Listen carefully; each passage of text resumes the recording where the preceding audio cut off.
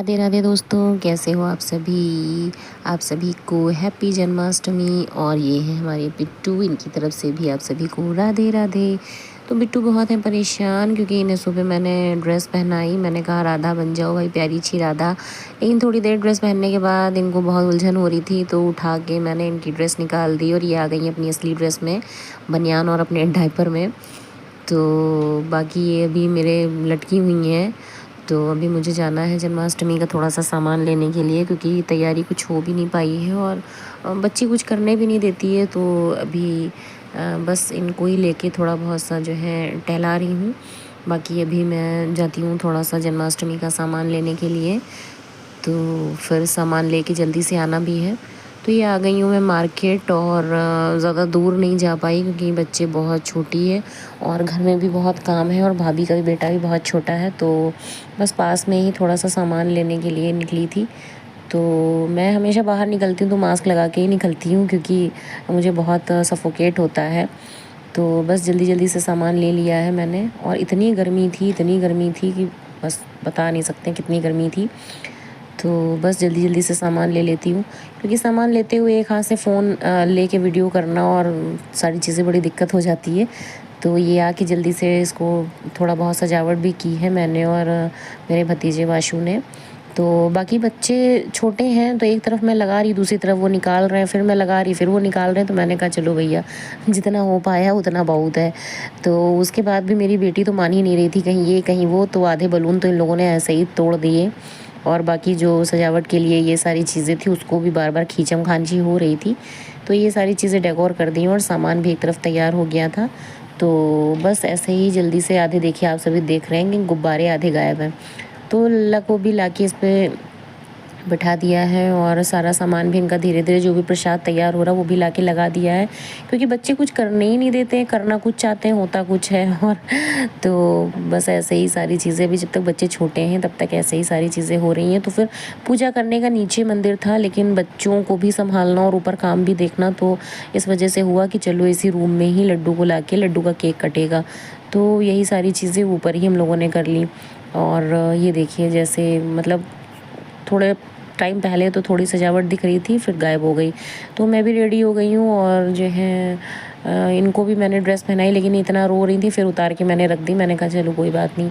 और एक तरफ भाभी वाशु को तैयार कर रही हैं, क्योंकि वाशु एक बार गए थे बाहर घूमने कहीं, वहाँ आज हम भी जाएंगे। तो वाशु, मैंने कहा भैया केक नहीं काटोगे, तो फिर वो रेडी हो रहा है फिर से।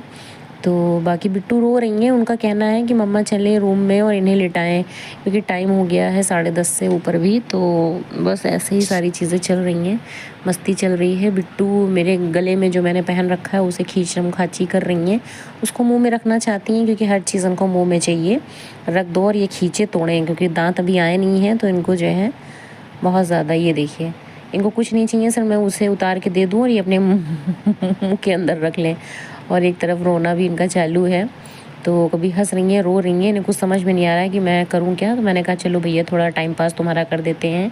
तो वाशु के साथ थोड़ी सी मस्ती करने लगी मैं, और राधा रानी तो मेरी कुछ कर नहीं रही थी, कन्हैया के साथ ही थोड़ा सा मौज मस्ती कर रही थी। कन्हैया भी नींद में ही थे लगभग, तो इनकी भी अकेले मस्ती अपनी चली रही थी। तो ये चल रही है इनकी मस्ती, ये देखिए। मैंने कहा भैया पोज दे दो तुम भी, कुछ अगर नींद से जगे हो। तो ये देखिए पोज दे रहे हैं, और बस इनकी अपनी मस्ती अलग ही चल रही थी। बाकी प्रसाद की भी एक तरफ तैयारी सारी हो गई है, और धीरे धीरे सारा जितना डेकोर किया था वो उतरता जा रहा है बच्चों की वजह से। तो और हमारे लड्डू भी विराजमान हो गए हैं, प्यारे से लड्डू। इंतज़ार है बस केक का, जल्दी से केक कटे 12 बजे। तो बस यही सारी चीज़ें चल रही हैं। लड्डू के बर्थडे में थोड़ी बहुत मस्ती और बच्चों की शरारतें, यही सब सारी चीज़ें आज दिन भर हो गया। तो बस इंतज़ार है 12 बजने का, कि जल्दी से 12 बजते हैं लड्डू का केक काटते हो, क्योंकि लड्डू भी बैठे बैठे थक गया है। तो बस ये देखिए अभी भी मेरी बेटी बस चाह रही है कि मैं उसे छोड़ूं और ये बेड पे जाएं और खींचम खाची मचाएं। तो वाशु के साथ बस, वाशु का दिल है कि बस बुआ जल्दी से केक निकालो और मैं केक काट दूं, 12 बजते हैं तो बजने रहें। तो मैंने कहा चलो भैया कोई नहीं, तुम केक देख लो, क्योंकि तुम्हें तसल्ली हो जाए कि केक है कैसा। तो भाभी से मैंने कहा भैया खोलो इसे, केक दिखाओ। तो केक लाके रख दे। आखिर भी ये मुझे पता है ये काट नहीं पाएगा केक, क्योंकि 12 बजे तक इसका जगना बहुत मुश्किल है। तो केक बहुत बहुत ही प्यारा था और बहुत ही प्यारा केक था। और बाकी अभी थोड़ा सा पूजा का सामान रह गया है, सो अभी बन ही रहा है क्योंकि लेट था कि 12 बजे पूजा होगी, तो फिर सब धीरे धीरे। तो लड्डू के साथ भी हम लोग मौज मस्ती कर रहे हैं। एक तरफ मेरी बिट्टू बहुत ज़्यादा परेशान है, अपनी नानी की चिपकी हुई है, इसे समझ नहीं आ रहा है कि हो क्या रहा है। और थोड़ा नींद में है, थोड़ा रोती हैं, थोड़ा ना मौज मस्ती करती हैं, हंसेगी रोएगी, चल रहा है। तो मैंने कहा चलो डांस दिखाते हैं। तो हम और भाभी थोड़ा सा डांस वांस करने लगे। मैंने कहा थोड़ा टाइम भी आगे हो जाए और 12 भी बज जाए, तो इसी में थोड़ा बहुत बस डांस होने लगा। तो आप देख ही सकते हैं, जो भी जैसा भी है। तो बस इसी तरीके से हो गई हम लोगों की जन्माष्टमी। तो ये है भाभी कहने लगी भाई मुझे तो डांस का नहीं। मैंने कहा जो भी है भाई करो, साथ में थोड़ी सी मस्ती करते हैं, टाइम कैसे कटेगा। क्योंकि 12 बजे होता ये है कि भाई भी, क्योंकि बहुत जगह पूजा होती, तो भाई था नहीं, वो भी चले गए कहीं पूजा में, और बस हम ही लोग हैं, पापा भी नीचे थे। तो बस ऐसे ही सब मौज मस्ती चलती रही, क्योंकि ज़्यादा लोग तो घर पे हैं नहीं, आपको तो पता ही है दोस्तों। तो बस हमने कहा चलो बिट्टू डांस देख के थोड़ा सा हंस रही थी। मैंने कहा चलो भैया किसी तरीके से तुम खुश हो जाओ। तो बस यही सब चलता रहा। उसके बाद पूजा का टाइम हो गया और भोग का सारा सामान लाके रख लिया है और पूजा का तैयारी धीरे से शुरू कर दी, क्योंकि 12 बस होने ही वाला था। 12 हो गया है, लड्डू का केक कटने का टाइम हो गया है। तो लड्डू की आरती वगैरह करके बस केक कटेगा। तो ये सारी चीज़ें जल्दी जल्दी से पूजन इनका कर लेते हैं, उसके बाद इनका केक कट होता है।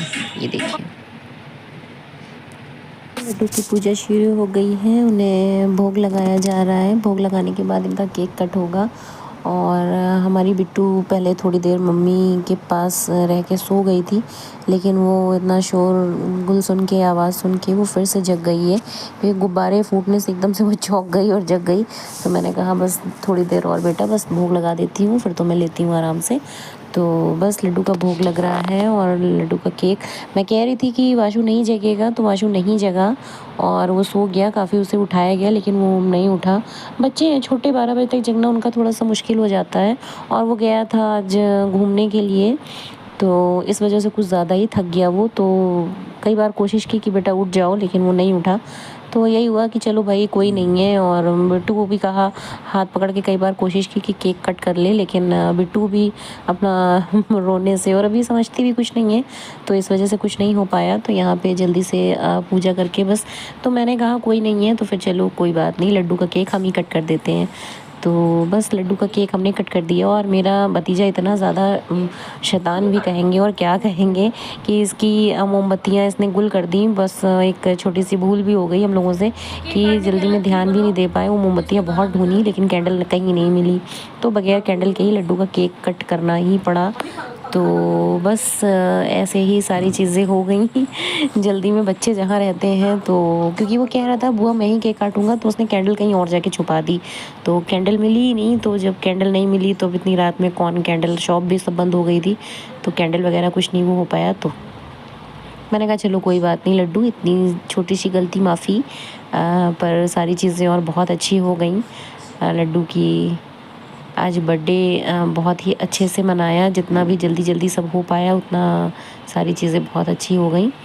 तो बस जल्दी से लड्डू को सारी चीज़ों का भोग लगाया और उसके बाद में लड्डू का केक काटा, मैंने कट किया। उसके बाद फिर बस बिट्टू क्योंकि रोई जा रही थी, और बच्चे जब बहुत छोटे होते हैं तो कुछ समझ में नहीं आता, एक तरफ जल्दी जल्दी तैयारियां और दूसरी तरफ बच्चे को भी संभालना। उधर भाभी का बेटा भी नहीं रुक रहा था, तो जल्दी से सारी चीज़ें जल्दी जल्दी सी हो गई।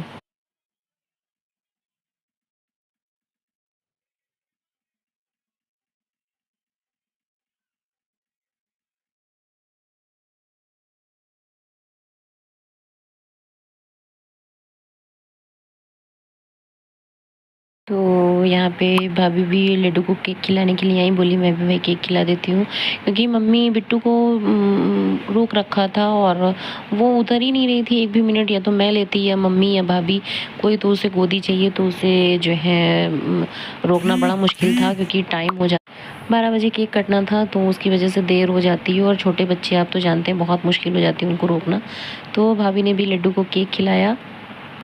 तो दोस्तों आप सभी ने देखा कि जन्माष्टमी का पूजन हो गया है और लड्डू गोपाल का केक कट चुका है। सो बज रहे हैं 12:15।